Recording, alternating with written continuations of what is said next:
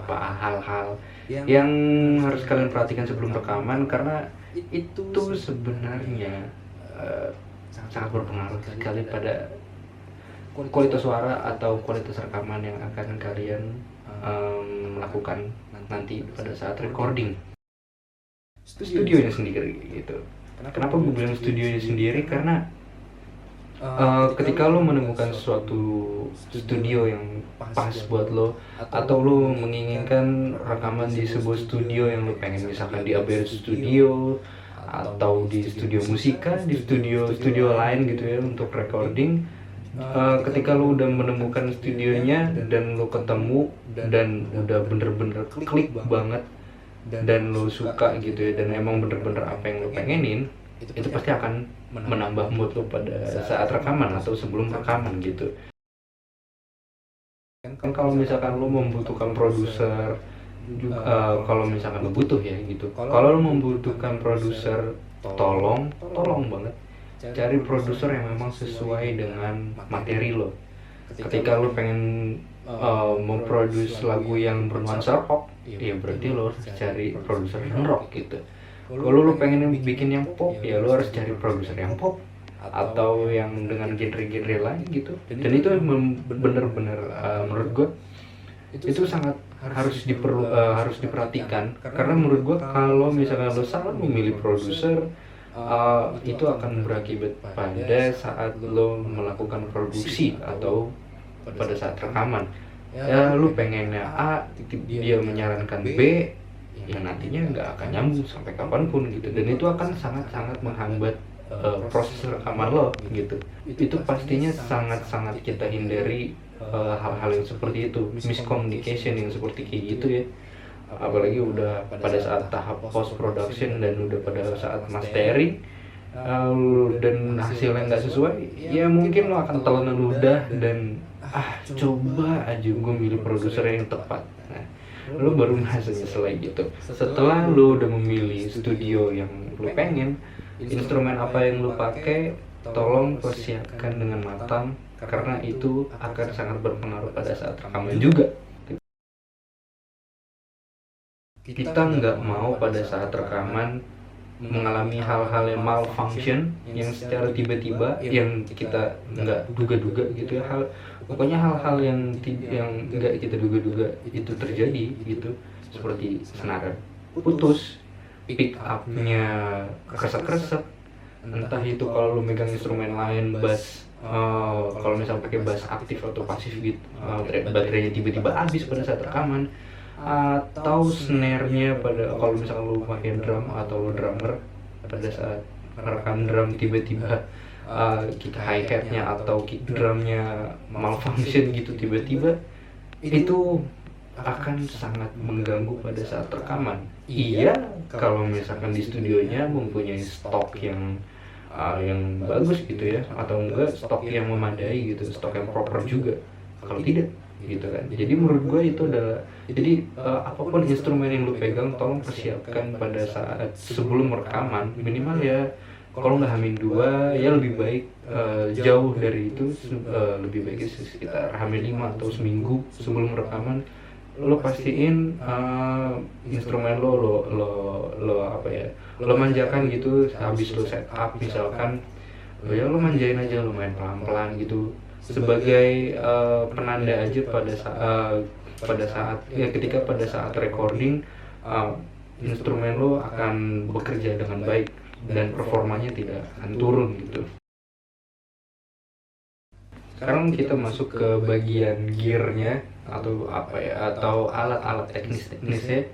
Gue di sini sebenarnya sih ya, sederhana aja, gue nggak pakai alat ABCD yang segala macam ketek bengek ya, yang rumit-rumit.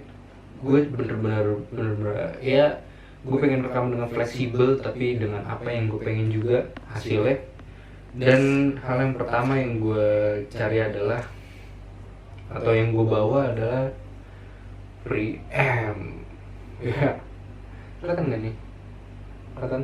Ya, ini akan menjadi salah satu penyelamat lo ketika lo emang bener-bener ya udah kepepet banget. Bukan kepepet sih, ini sebenarnya jadi opsi lain, bisa jadi opsi pertama, bisa jadi opsi kedua.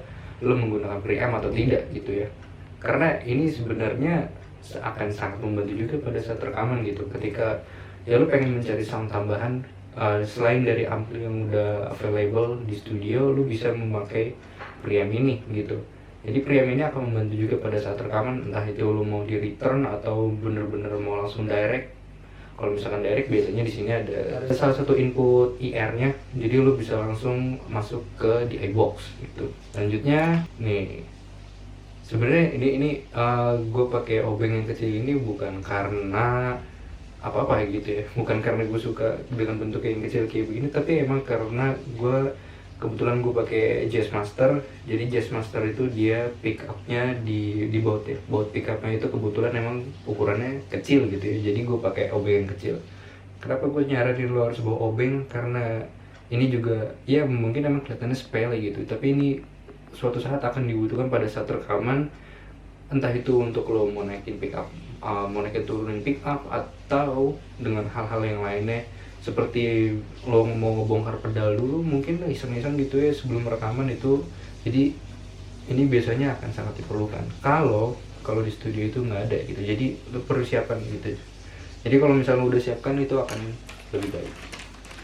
Next, gue biasanya membawa ini kecil juga. Jadi kenapa gue butuh kabel jumper? Gue sebenarnya ini juga opsi sih ya. Ini semuanya opsi. Ini opsi, ini juga opsi.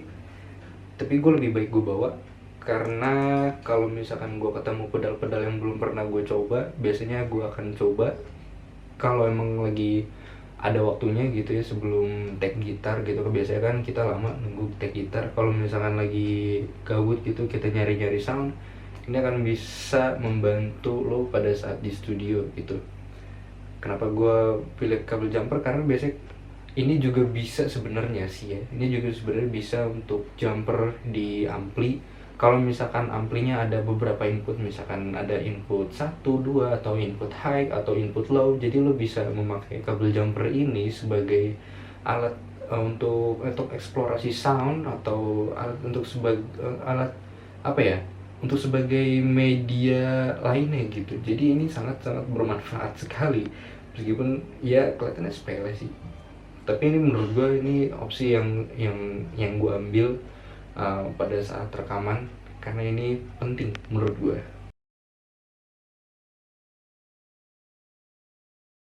Nah, setelah tadi semua udah gue sebutin satu persatu apa aja hal-hal yang sebenarnya bisa lo jadikan opsi sebelum rekaman atau saat rekaman.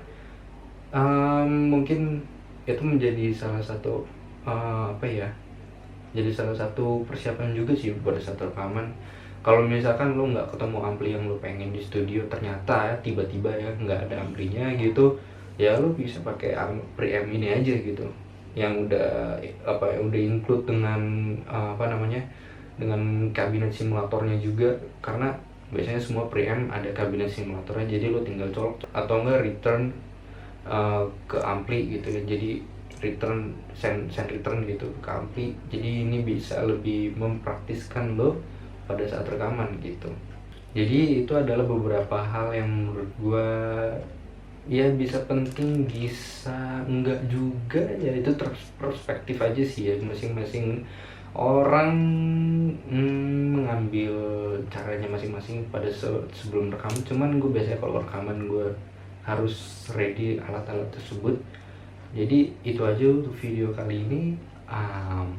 See you in the next video.